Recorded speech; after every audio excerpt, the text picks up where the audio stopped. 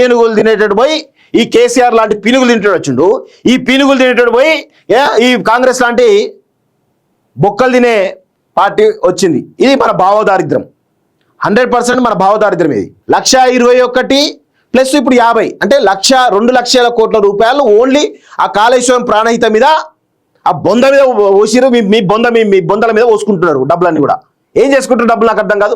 వేల కోట్ల రూపాయలు మీరు ఏం చేసుకుంటారు? మీరు చేస్తే ఏమన్నా మీ బొంద మీద వేస్తారా ఆ డబ్బులన్నీ? ప్రాణహిత కట్టి తీరుతాం, వైఎస్ హయాంలో చేపట్టిన ప్రాజెక్టులు పూర్తి చేస్తాం. వైఎస్ హయాంలో 2004లో చేపట్టిన ప్రాజెక్టులు 20 సంవత్సరాల తర్వాత ఇంకా పూర్తి చేస్తామని చెప్పేసి అంటా ఉన్నాను. అంటే ఏ విధమైనటువంటి భావదారిద్ర్య పరిస్థితుల్లో తెలంగాణ ఉందో అర్థం చేసుకోవాలి. ప్రాణహిత కట్టి తీరుతాం అంటే అంటా ఉన్నారు. అంటే కాళేశ్వరం 1,00,000 కోట్లు వృధా చేసినట్టేనా? ఇప్పుడు దానికి ఆల్టర్నేటివ్ తక్కువలో అయ్యేటట్టు చేయలేమా?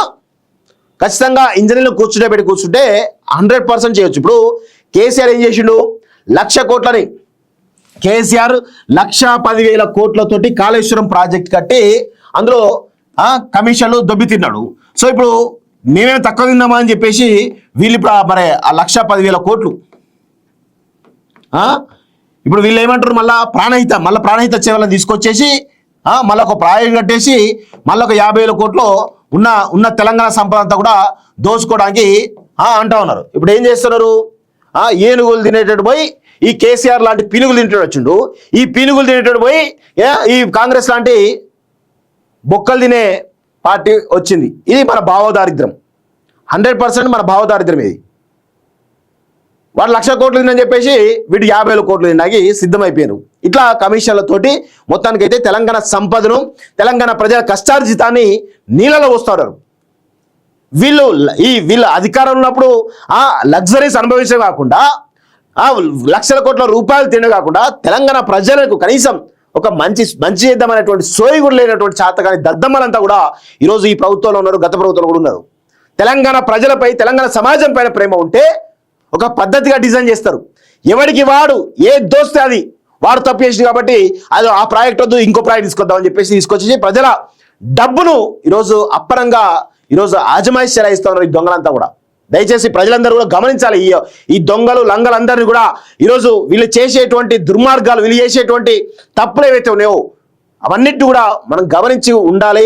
ఓట్లు వచ్చినప్పుడు ఖచ్చితంగా ఓటుతోటి వీళ్ళ చెప్పు దెబ్బ కొట్టేటట్టు చూడాలి. వీళ్ళందరినీ కూడా ప్రాణహిత పూర్తి చేస్తారట.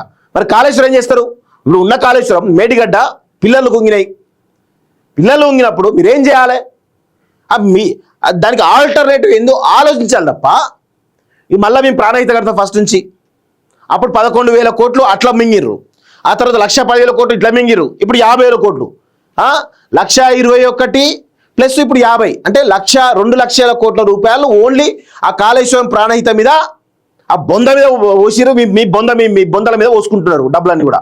ఏం చేసుకుంటారు డబ్బులు నాకు అర్థం కాదు. వేల కోట్ల రూపాయలు మీరు ఏం చేసుకుంటారు? మీరు చేస్తే ఏమన్నా మీ బొంద మీద వేస్తారా ఆ డబ్బులన్నీ? ఒక సోయి ఉండాలి కదా, కనీసం ఏదైనా ఏద్దామనేటువంటి సోయి ఉండాలి. సమాజం మీద ప్రేమ లేకపోతే ఇట్లాంటి దొంగగా ఇవన్నీ కూడా ఈ విధంగా దోచుకుంటా ఉంటారు ఈ దొంగలంతా కూడా. కాళేశ్వరంపై విచారణ జరపండి, సిబిఐకి సమ్మతి సర్కారు జీవో. కేంద్రం నోటిఫికేషన్ ఇచ్చాకే రంగంలోకి దిగనున్న సిబిఐ. కేసీఆర్ హరీష్లపై వచ్చే నెల 7 వరకు చర్యలు వద్దు.